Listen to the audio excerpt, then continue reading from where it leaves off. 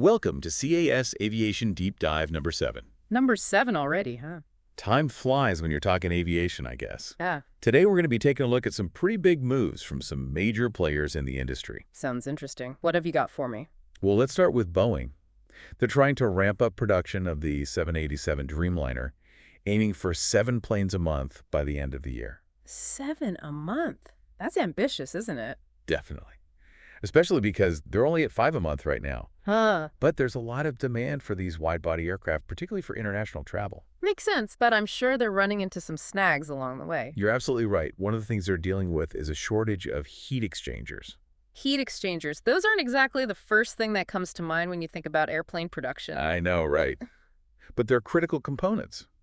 And it turns out one of Boeing's suppliers had to move production out of Russia, which has caused a bit of a ripple effect in the supply chain. The ripple effect is right. Things like that can really throw a wrench in the works. Exactly. It shows how interconnected the aviation industry really is. It makes you wonder how they're going to manage these kinds of risks going forward, especially with all the geopolitical uncertainty these days.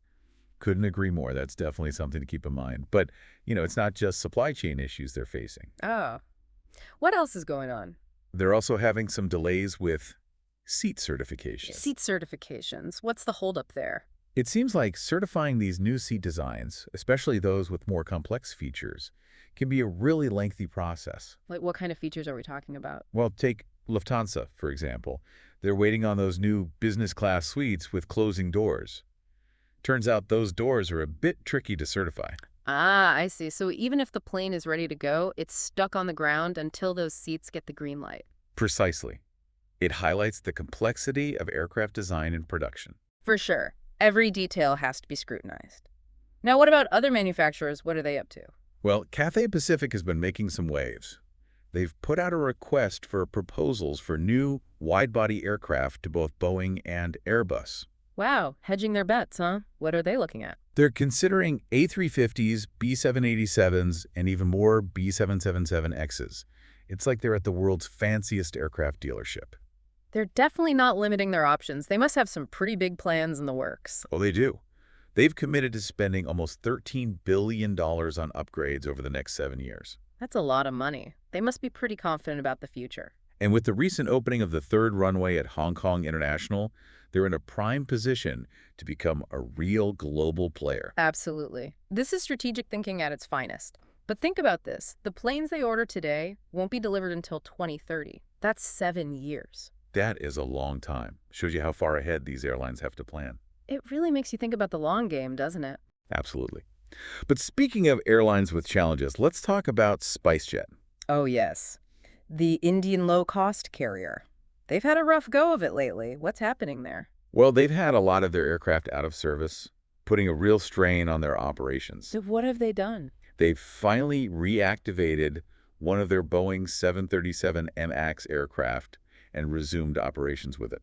The 737 MAX, huh? That's a big step after everything that happened. It really is. This means they can fly to those high-demand destinations like Jeddah and Riyadh. Right, because of those restrictions that were in place. So this is a positive development for them, but it'll be interesting to see how they rebuild trust with passengers. It's going to be a long road back for them, for sure. Yeah. Now, let's shift gears a bit and talk about something a little different. Okay, I'm intrigued. What's next? Qantas. They're going through a major makeover. And I'm not just talking about new planes. Oh, this is about their uniforms, right? I heard something about a redesign. You heard right. It's their first redesign in over a decade. That's a long time. So what's the story behind this? What are they going for? Well, it's part of a bigger brand transformation, I see. So aligning with their new fleet and all those Project Sunrise initiatives. Exactly. They want their brand to reflect this new, modern, ambitious direction. And the uniforms are a big part of that. Makes sense. But they're not just picking something out of a catalog, are they? Not at all. They're doing a nationwide search for an Australian designer. Wow, so they're really emphasizing their national identity. Absolutely. And get this, they're getting input from over 17,500 of their employees who wear the uniform. That's smart. They're making sure it's practical and comfortable for the people who actually have to wear it every day. Exactly. And they want the new uniforms to reflect the spirit of modern Australia. It's really quite fascinating how much thought and effort is going into this. It's more than just a fashion statement, that's for sure. It's a statement about their brand, their values, and their vision for the future. Makes you wonder what other ways airlines can use design to connect with their passengers on a deeper level. Food for thought indeed. It really is. It goes even deeper than that, though. Think about how airlines are using data to personalize the travel experience. Oh yeah, that's a big one. It's like they're borrowing from the e-commerce playbook. Exactly. Personalized entertainment options, customized meals, even targeted offers based on your travel history. It's all about data these days. But doesn't that raise some concerns about privacy? It definitely does. It's a tricky balance. More personalized service in exchange for more data. Passengers are going to have to decide what they're comfortable with. So it's a bit of a double-edged sword then. Convenience versus privacy. Exactly. Yeah. And it's only going to get more complex as technology advances. Speaking of technology, have you heard much about autonomous flight lately? A bit, yeah. Pilotless planes. Mm, Sounds futuristic. it does, but it's becoming less science fiction and more reality. Think about the potential cost savings for airlines, not to mention the increased efficiency. I can see that, but what about jobs? Yeah. And safety? People are going to be hesitant to get on a plane with no pilot, right? Of course. Those are valid concerns, and I don't think we'll see human pilots disappear completely anytime soon. But maybe they'll take on more of a supervisory role as the technology develops. Like a backup system, just in case. Precisely. And as with any new technology, safety has to be the top priority. Regulators will have to be very thorough before autonomous flight becomes widespread. Makes sense. It's definitely something to watch closely. Now let's talk about the passenger experience more broadly. We talked about personalization, but what other trends are you seeing?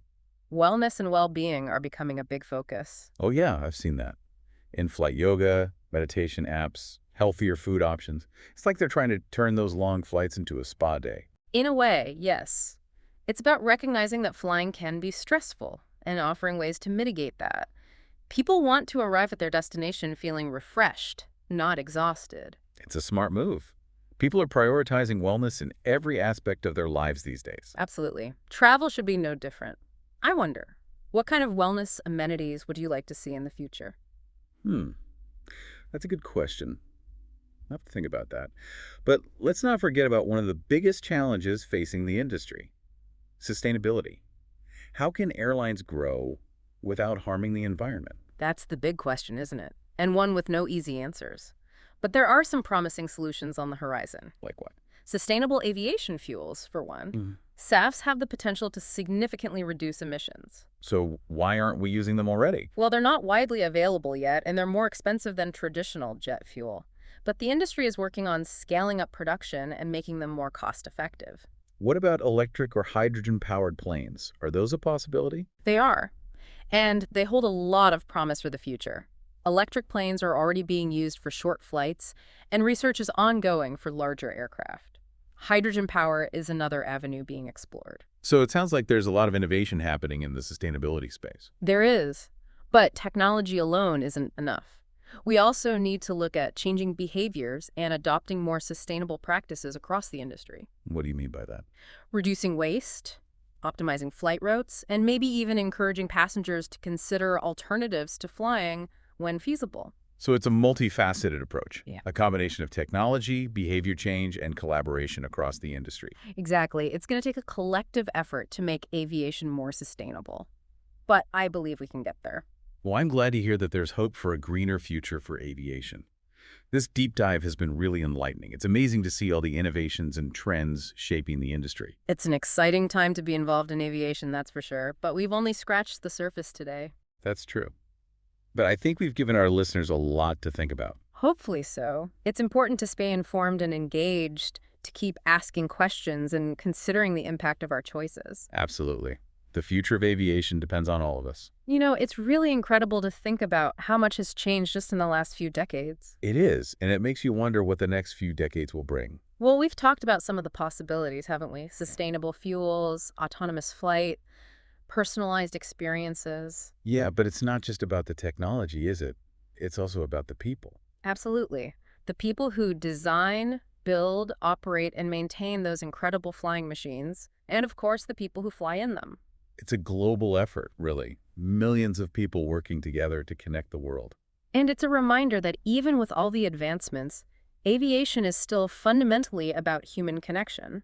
bringing people together, fostering understanding, and making the world a smaller place. Well said. And speaking of connecting, I want to remind our listeners that they're part of this story too. That's right. The choices you make as passengers have an impact. What airlines you choose, what technologies you embrace, how you prioritize sustainability, it all matters. So we encourage everyone to stay informed, stay curious, and keep asking questions. The future of aviation is being written right now, and we all have a role to play in shaping it. Couldn't have said it better myself. It's been a pleasure diving into this with you. Likewise. And to our listeners, thank you for joining us on this deep dive into the world of aviation. We hope you found it as fascinating as we did. Until next time, happy flying. And safe travels, everyone.